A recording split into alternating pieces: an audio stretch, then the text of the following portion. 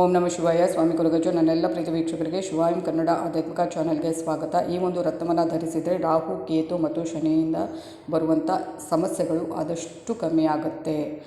ವಕ್ರದೃಷ್ಟಿ ಏನಿರುತ್ತೆ ಈ 3 ಗ್ರಹಗಳದು ಆದಷ್ಟು ಅದರಿಂದ ಪಾರಾಗಲು ಈ ರತ್ನವನ್ನು ಧರಿಸಿದರೆ ತುಂಬಾ ಒಳ್ಳೆಯದು. ಅದರ ಬಗ್ಗೆ ಉಪಯುಕ್ತ ಮಾಹಿತಿ ಕೊಡ್ತೇನೆ.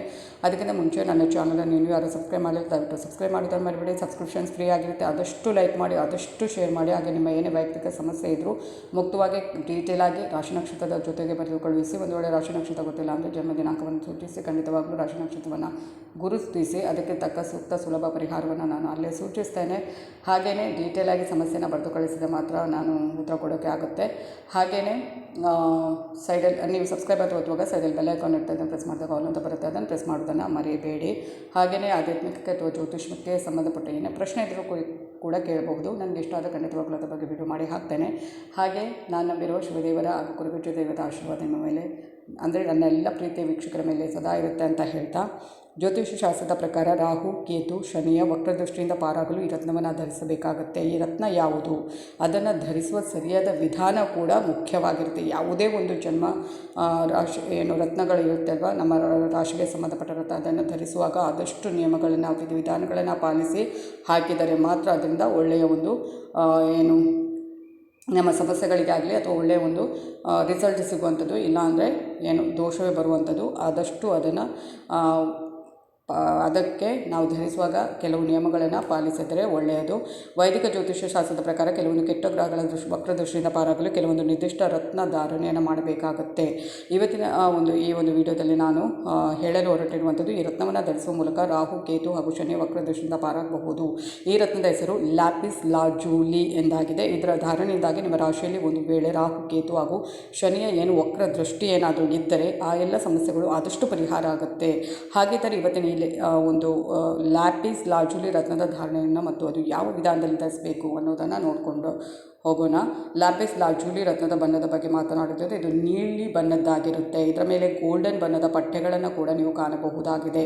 ಇದರ ಜೊತೆಗೆ ಲ್ಯಾಪಿಸ್ ಲಾಜೂಲಿ ರತ್ನ ಎನ್ನುವುದು ಅಮೆರಿಕ, ರಷ್ಯಾ ಹಾಗೂ ಅಫ್ಘಾನಿಸ್ತಾನದಲ್ಲಿ ಕಂಡು ಬರುವಂಥದ್ದು. ಈ ಮೂಲಕ ಇದು ಎಷ್ಟೊಂದು ವಿರಳವಾದ ರತ್ನ ಎಂಬುದನ್ನು ನೀವು ತಿಳಿದುಕೊಳ್ಳಬಹುದು. ಹಾಗೆಯೇ ಯಾರೆಲ್ಲ ಇದನ್ನು ಧರಿಸಬಹುದು ಅಂತ ನೋಡೋದಾದರೆ, ಜ್ಯೋತಿಷ್ಯ ಶಾಸ್ತ್ರದ ಪ್ರಕಾರ ಲ್ಯಾಪಿಸ್ ಲಾಜೂಲಿ ರತ್ನ ಧಾರಣೆಯನ್ನು ಯಾರ ರಾಶಿಯಲ್ಲಿ ಶನಿಯ ಸ್ಥಾನ ಉಚ್ಚವಾಗಿರುತ್ತದೆಯೋ ಅವರು ಮಾತ್ರ ಧಾರಣೆ ಮಾಡಬಹುದಾಗಿದೆ ಎಂಬುದಾಗಿ ಉಲ್ಲೇಖಿಸಲಾಗಿದೆ. ಇದರ ಜೊತೆಗೆ ಮಕರ ಹಾಗೂ ಕುಂಭರಾಶಿಯವರು ತಮ್ಮ ಲಗ್ನವನ್ನು ಜ್ಯೋತಿಷಿಗಳ ಬಳಿ ತೋರಿಸಿ ನಂತರ ಇದನ್ನು ಧಾರಣೆ ಮಾಡಬಹುದಾಗಿದೆ. ಒಂದು ವೇಳೆ ರಾಹು, ಕೇತು ಕುಂಡಲಿಯಲ್ಲಿ ಶುಭ ಸ್ಥಾನದಲ್ಲಿ ಇದ್ದರೆ ಆ ಸಂದರ್ಭದಲ್ಲಿ ಕೂಡ ಇದನ್ನು ಧಾರಣೆ ಮಾಡಬಹುದು. ಒಂದು ವೇಳೆ ನಿಮ್ಮ ಜ್ಯೋತಿಷ್ಯದಲ್ಲಿ ರಾಹು, ಶನಿ ಮತ್ತು ಕೇತು ನೀಚ ಸ್ಥಾನದಲ್ಲಿ ಇದ್ದರೆ ಆ ಸಂದರ್ಭದಲ್ಲಿ ಲ್ಯಾಪಿಸ್ ಲಾಜೂಲಿ ರತ್ನವನ್ನು ಧಾರಣೆ ಮಾಡಬಾರದೆಂಬುದಾಗಿ ಕೂಡ ಹೇಳಲಾಗುತ್ತೆ. ಒಂದು ವೇಳೆ ನಿಮ್ಮ ಕುಂಡಲಿಯಲ್ಲಿ ಮಂಗಳ ಗ್ರಹ ದುರದೃಷ್ಟಕರ ಸ್ಥಾನದಲ್ಲಿ ಕುಳಿತಿದ್ದರೆ ಆ ಸಂದರ್ಭದಲ್ಲಿ ಕೂಡ ಇದನ್ನು ಧಾರಣೆ ಮಾಡಬಾರದು. ಇದನ್ನೆಲ್ಲ ಗಮನದಲ್ಲಿಟ್ಕೊಳ್ಳಿ.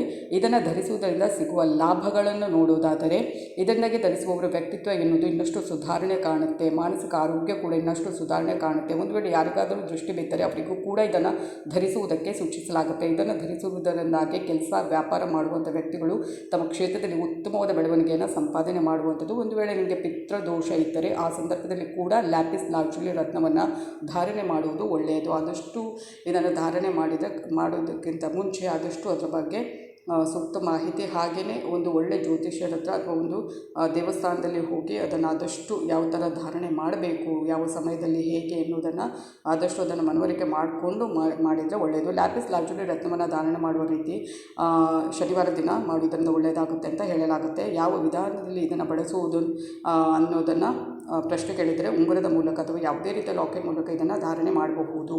ಹಾಗೆಯೇ ಇದರ ಜೊತೆಗೆ ಇದನ್ನು ಸರ, ಬ್ರಾಸ್ಲೆಟ್ ರೂಪದಲ್ಲಿ ಕೂಡ ರೂಪಾಂತರಗೊಳಿಸಿ ಬಳಸಬಹುದು. ಈ ಮೂಲಕ ನೀವು ಸರಿಯಾದ ವಿಧಾನದಲ್ಲಿ ಧಾರಣೆ ಮಾಡುವ ಮೂಲಕ ಜ್ಯೋತಿಷ್ಯ ಶಾಸ್ತ್ರದ ಪ್ರಕಾರ ಶನಿ, ರಾಹು, ಕೇತುಗಳಿಂದ ಸ್ವಲ್ಪ ಮಟ್ಟಿಗೆ ತುಂಬ ನಾವು ಮಾಡಿದ ಕರ್ಮಫಲವನ್ನು ನಾವು ಅನುಭವಿಸಲೇಬೇಕು ಅಲ್ವಾ, ಅದಕ್ಕೆ ತಾನೇ ಶನಿದೇವರು ಬರುವಂಥದ್ದು. ಅಥವಾ ರಾಹು, ಕೇತುವಿನಿಂದ ಕೆಲವೊಂದು ಪ್ರಾಬ್ಲಮ್ಸ್ ಆಗುವಂಥದ್ದು. ಆದಷ್ಟು ಅದನ್ನು ಒಂದು ಕಂಟ್ರೋಲ್ ಆಗಿ ಆ ಸಮಸ್ಯೆಗಳಿಂದ ನಾವು ಆದಷ್ಟು ಮುಕ್ತಿಯನ್ನು ಪಡೆಯಬಹುದು. ಖಂಡಿತವಾಗಲೂ ಈ ಒಂದು ಧಾರಣೆ ಮಾಡುವುದಾದರೆ ನೀವು ನಾನೀಗ ಏನೇ ಹೇಳಿದೆ ಯಾರು ಧರಿಸಬೇಕು ಯಾಕೆ ಧರಿಸಬೇಕು ಅದನ್ನೆಲ್ಲ ಗಮನದಲ್ಲಿಟ್ಕೊಂಡು ಒಂದು ವೇಳೆ ಧರಿಸುವುದಾದರೆ ಖಂಡಿತವಾಗಲೂ ನೀವು ಸೂಕ್ತ ಸಲಹೆ ಮತ್ತು ಅದು ಯಾವ ಸಮಯದಲ್ಲಿ ಹೇಗೆ ಎತ್ತ ಏನು ಅನ್ನೋದನ್ನು ಪ್ರತಿಯೊಂದು ವಿಷಯವನ್ನು ಗಮನದಲ್ಲಿಟ್ಟುಕೊಂಡು ಧರಿಸಿದರೆ ಒಳ್ಳೆಯದು. ಎಲ್ಲ ನೆನಪಿಟ್ಕೊಳ್ಳಿ, ಅದು ಪ್ರತಿ ರತ್ನ ಒಂದು ಏನು ನಮ್ಮ ರಾಶಿ ರತ್ನವನ್ನು ಧರಿಸುವಾಗ ಕೂಡ ಅದರದ್ದೇ ಆದಂಥ ಒಂದು ವಿಧಿವಿಧಾನ ಅಂತ ಇರುತ್ತೆ. ಅದನ್ನು ಪಾಲಿಸಿದರೆ ತುಂಬಾ ಒಳ್ಳೆಯದಾಗುವಂಥದ್ದು. ಒಟ್ಟಾರೆ ನಮಗೆ ಬೇಕಾದಾಗೆ ತಗೊಂಡು ನಾವು ಹಾಕಿಕೊಂಡ್ರೆ ಅದರಿಂದ ಸಮಸ್ಯೆಗಳೇ ಜಾಸ್ತಿ ಆಗುವಂಥದ್ದು. ಅದನ್ನು ನೆನಪಿಟ್ಕೊಳ್ಳಿ. ಇದು ಇವತ್ತಿನ ವಿಡಿಯೋ ಆಗಿರುತ್ತೆ. ಮುಂದಿನ ವಿಡಿಯೋದಲ್ಲಿ ಮತ್ತೆ ಭೇಟಿ ಆಗ್ತೀನಿ. ಧನ್ಯವಾದಗಳು.